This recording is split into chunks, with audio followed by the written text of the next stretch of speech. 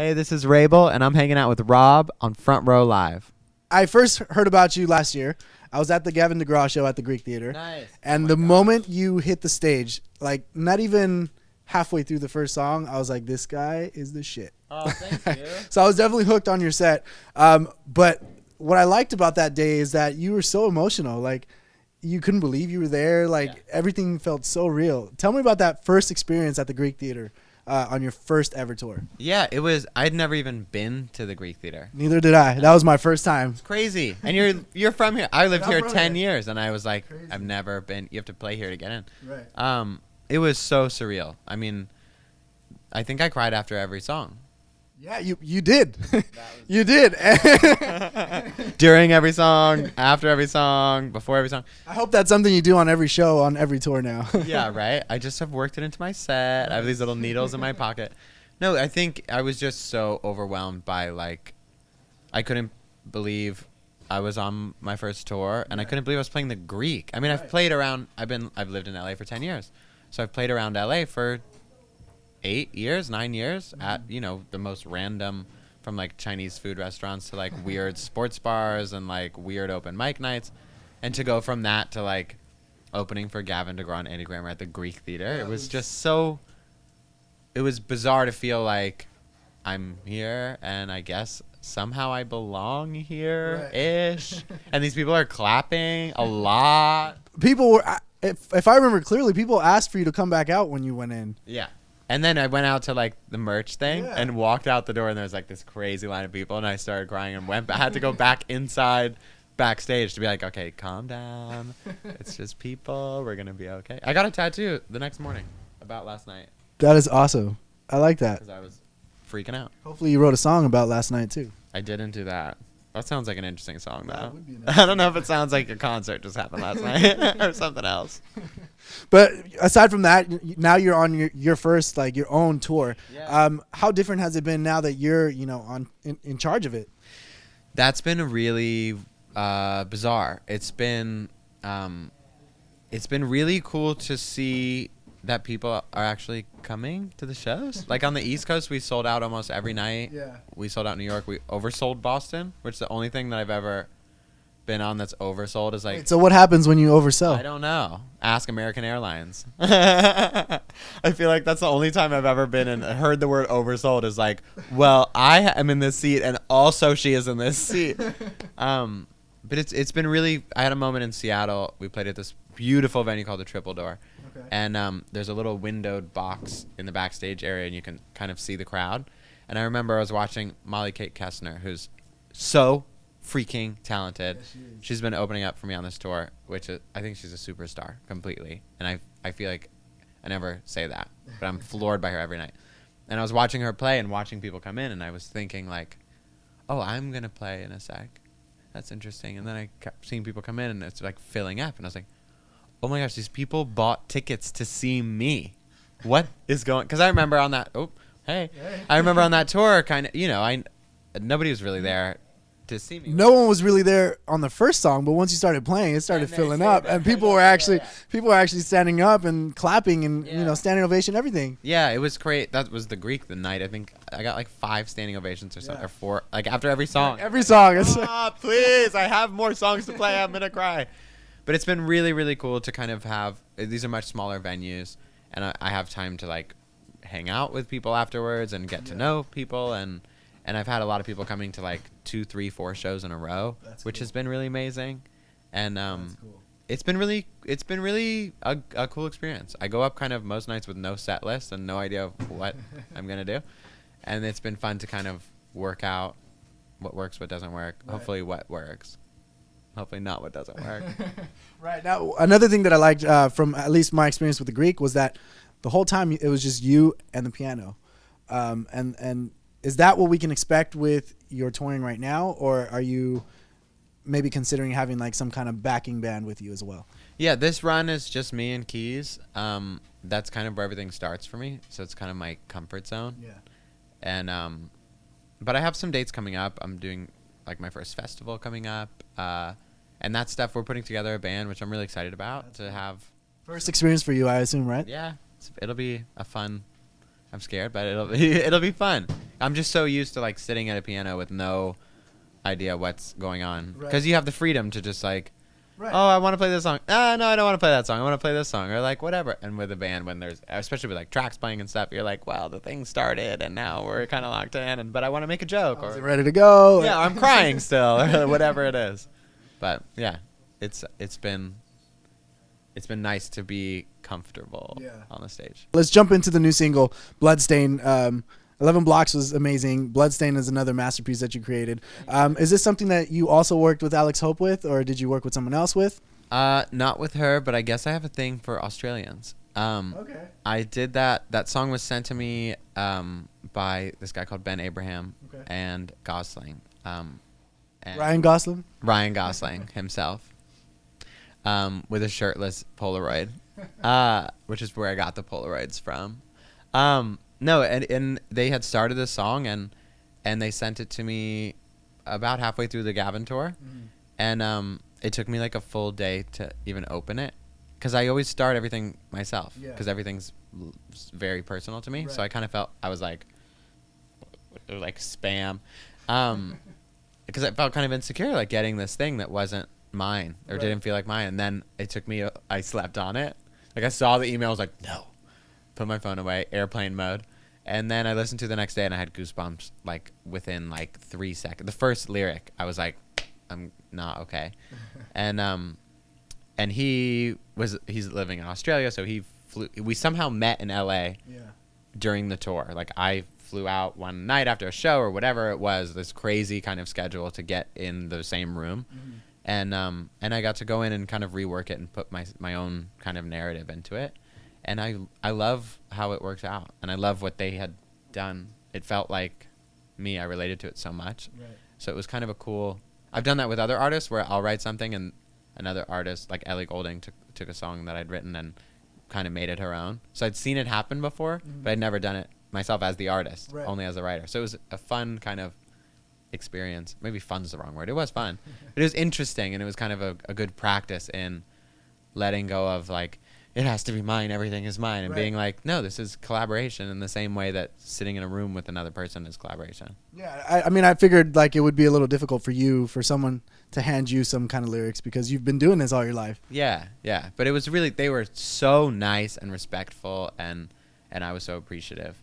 And I mean, they created a beautiful song. So I was like, I hope I don't mess this up. No, you definitely did not. But so while you were on that tour, that first tour, you were also working on your debut album, right?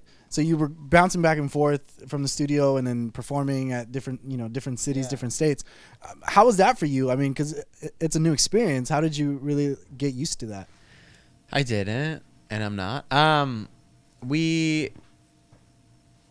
It's kind of like, I feel like the grass is always greener kind of. When I'm on the road, I'm like, I just want to write. And then I get home and I'm writing, and I'm like, I just want to go play. So it's cool to kind of be able to do both. And especially like on this run, the West Coast run, I've been close to home. So it's been easy to like pop out. Or when I was in New York, like I stayed on the East Coast tour, I stayed out for an extra few days to go finish recording a song there. And so it's been nice to work it in so that I'm not like, for a month I'm only on the road, or for a month I'm only writing, but I get to kind of do both at the same time, because they're different. I feel like it's different parts of me kind of. So you get to kind of do both without being like, I just want to write a song. Did you end up doing any kind of collaborations with Andy or with Gavin for this record, or anyone else in general that you might have worked with? We didn't. Andy and I were gonna write one day, and then I flew home to go. Both my grandmas were in town, so I was like, Andy, I can't. Like both my grandmas are in the same house. I don't think that's ever happened in my whole life, which was amazing. So I've collaborated with my grandmas. Who have I collaborated with recently? I worked with a bunch of friends. Yeah. I think you mentioned like Kaiser Chiefs before, right? Yeah, I worked with Nick from Kaiser Chiefs on a song called Honest Man. One of my best friends, Drew Pearson, is doing a bunch of it. He's done some Philip Phillips stuff, and I know a bunch of Lights. He did her whole record, which is really cool. Alex Hope and I are still writing a bunch, which is amazing. And Ben Abraham, he's so good. He just has such a good voice. I hate working with him because he sits there and sings the thing, and I'm like, I don't want to do it now. He's like, okay, go cut the vocal. I was like, my Uber's here. I'm out. Got to find an excuse to leave. Yeah. So with the debut album, like, how's that looking for you right now? Are you almost done with it? Are you still working on it? And then how different is it from the music that we've already heard from you? Right now, we have an EP coming Okay. really soon, within the next couple months, and then the full record, which everything's written. So we're kind of finishing production, and I don't think it's too different. I think production-wise, it's varied, and there's some stuff, in the left corner. It's all in some sort of box, some sort of container, and there's some things in the top left corner and some things in like the bottom right corner, and a few things in the middle. Yeah. But I think the constant thread is the lyric and the vocal are the two most important things to me. Right. So the performance has to feel like me, and the lyrics have to be mine. Or Ben Abraham's, I guess. They have to be personal to me. I have to, Right. Whether I be writing something myself or collaborating it, I go crazy writing lyrics for myself. Yeah. Is that something that are you constantly writing? Do you try and set some time for that to happen, or it just happens whenever? I'm now I've been like, I'm back to being scheduled, which is nice, regularly scheduled programming, which is nice. And I think because of 11 Blocks and because of Bloodstain and kind of the writing I've been doing, I'm now able to get into some rooms that I couldn't necessarily get into. Wow. Which feels really good and also really scary, to kind of live up to the the hype. Right. But it's been really, collaborating has been amazing, but everything's personal to me. So emotion is like the number one, a lot of piano on the record, and some interesting things here and there. What about producer-wise? Are you working with a specific producer, or does it vary within songs? It kind of varies. We have, I've been working with Stargate, Okay. which is, I can't believe, because they're brilliant. Anytime I like get something back from them and feel like I have like a note or like an idea, I'm always like, I have to like draft the email 6 times, send it to like my manager, like the president of the whole company, and like 17, my mom, both my grandmas. Like, I don't sound like because I just am like, ugh, who am I to be like, I don't know, could you turn the snare down? I'm like, no, just leave they know what they're doing. And they're brilliant. They're so nice. I'm working with a lot of nice people. Yeah. That's kind of, I've made a rule that I only want to work with kind people. That's good. But no, each song, there's a few producers. It's not like every song has a different producer, but it's definitely not a one. I just got to work with this guy called Dave Tozer, who's so brilliant. He's done a bunch of John Legend stuff, and he's so musical. And we went in, and I got to go in with like, we did all these like gospel vocals on this song, and I got to go in for the first time with like background singers and do it in the studio with them. How was that for you? It was so cool. As you can imagine, I cried, and I like Instagram storied the whole thing. But it was really You're cool. just a sap throughout. That's I just cry a that's lot. just it. Whether it's like happy tears, those were happy tears, some sad tears. But it's especially working with Dave, I started feeling like, oh my gosh, I'm making a record. Yeah. Because we were in this like bougie ass studio in New York, and like with these singers, and like, I don't know, the word budget was thrown around a couple times, and I was like, oh dang, like this is so cool. At like 3 a.m, we're like all singing, and I'm like making tea. I kept being like, do you guys want tea? They're like, no. I was like, I'm making you tea, whether you like it or not. I'm like coming in, interrupting the takes, like, sorry, they need tea. They've been singing for like an hour. They need tea. I know it. Aside from that, like obviously you've been writing for other people prior to releasing 11 Blocks. How much did all of that writing really help you now that you're writing for your own? It's been kind of like I said a bit like I've gotten to know a lot more writers and a lot more producers that way. So, and I feel like writing for just to write a song has it takes some of the pressure off of like me going crazy, being like, this is mine. I have to, everything has to be perfect. Yeah. And working with other artists and stuff. So you get in these rooms with these producers that I might have never thought about for my own project. And then you hit it off and you're like, oh, I know who to call. Like, I should work with him, or I should work with her, or whatever it is. So it kind of, and it opens my brain up too, working with other writers and artists, because we all have a perspective. I think to me, that's what makes each artist and each writer and each producer, anybody creating anything, what makes you unique is your perspective and how you view the world. And you can, one person gets broken up with and they think this and this and this, and another person thinks this and this and this. Or you break up with someone and one person thinks this and this and this, and the other person's like, you're crazy, I think this and this and this. Yeah. So it kind of can open up your brain a little bit to see things differently and to express things differently. And just not, I tend to go to the same thing a lot. And so it can kind of snap you out of that and throw you in another little part of your brain and be like, go play around. Try new things every time. Yeah, totally. Now, you also had like a cool collaboration with Afrojack before. Yeah. Do you see something like that happening again? Not specifically with him, but just like another EDM artist or another DJ? Yeah, for sure. I've worked. I actually just got in the mail. I put it on my Instagram story. Came in the mail? Yeah, Afrojack is in my apartment. There's a big box. I got it just went gold, 10 feet tall. That's amazing. So I just Congratulations. got my first gold record, which feels pretty crazy. Dang. But I just did a song with Marshmello. Oh man, Really cool. I'm trying to catch that guy. He's just so everywhere. The show is so fun. I know. It's so fun. The visuals are like, he's just made this whole world that's all his, and it's just really cool. It's crazy. He's like now playing like 3 shows in a night, like that kind of thing. Like, okay, jump on the plane, jump on the plane, jump on the plane. He's doing that Steve Aoki lifestyle. Yeah, for sure. No, but I love the kind of DJ EDM whole bit, because you can kind of, just like working with another writer, another artist, you get this other outlet, and you get to do something that I get to take songs that maybe aren't right for this record, or maybe don't fit on this record, but are so special to me, and team up with some. Yeah, so we have there's a lot of really, really exciting things in the works that some will fall through and some will hopefully stick. Yeah. But for sure, there's a bunch of things on the horizon. Nice. That's awesome. Now, this is the last show for this tour. Yeah. Any plans for more shows coming up anytime soon, or are you going to focus on that EP to drop first? I'm here for almost a full month, which I haven't been in probably a full calendar year. Wow. So I'm really excited about that. I'm here till till the 16th of next month. So a little less than a month. But I'm going to the UK. I'm doing my first festival there called Great Escape.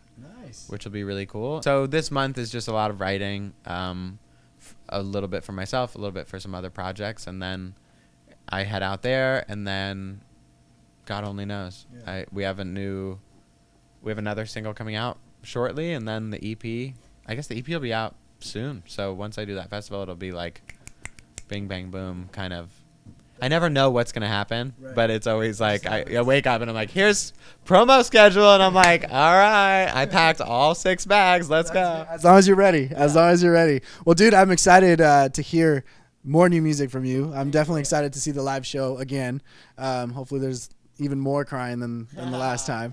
But for those that don't know who Wrabel is or have never, ever heard of any of your music, why should they go ahead and check you out? What makes you different from anybody else?